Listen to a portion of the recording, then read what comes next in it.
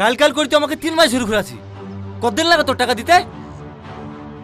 বুঝতেই তো পারছো ভাই, এবছর কলার আবাদ ভালো হয়নি। ঝড়ে 200 গাছ ভেঙে গেছে। ভুয়া লাগেও টাকা দিতে পারছি না। আর কটা দিন দাঁড়িয়ে যাও, আমি যেভাবে হোক ম্যানেজ করছি। দেখ ভাই, শাড়ি ব্যবসার আর এমনিতে ভালো না। আমার বউ ছেলে আছে, আমি তোকে বেশি দিন টাইম দিতে পারবো না।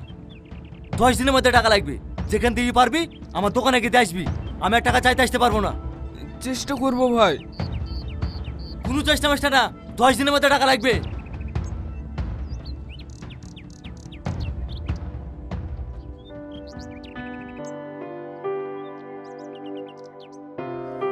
ওগো, অত কোনো টাকা এখন কোথায় বাবা বলো দিনি?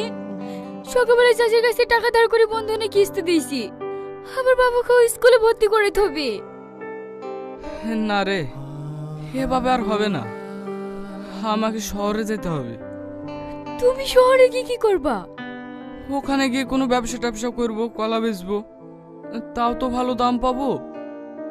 না হলে আর ঋণ শোধ করতে পারবো না। তাহলে আমরা কোথায় থাকবো? তোরা বাড়িতেই থাকবি। না না, আমরাও যাবো তোমার সাথে। তোরা ওখানে কি কি করবি?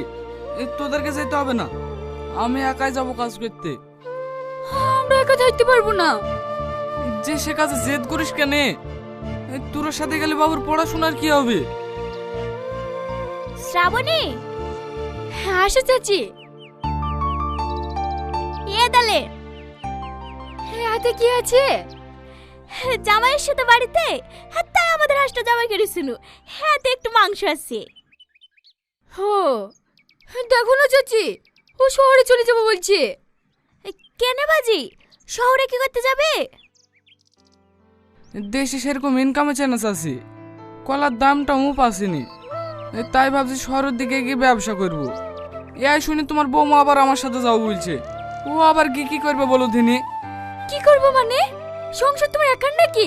কষ্ট তুমি একলা করবা? আমি ওইখানে কি কোনো বাড়িতে কাজ টাজ করবো?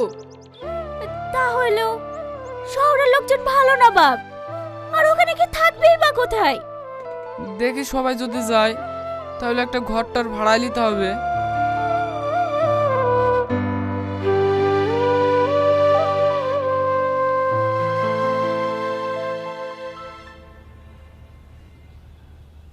আর কতদিন আমরা ভাড়া ফ্ল্যাটে থাকবো বলো তো?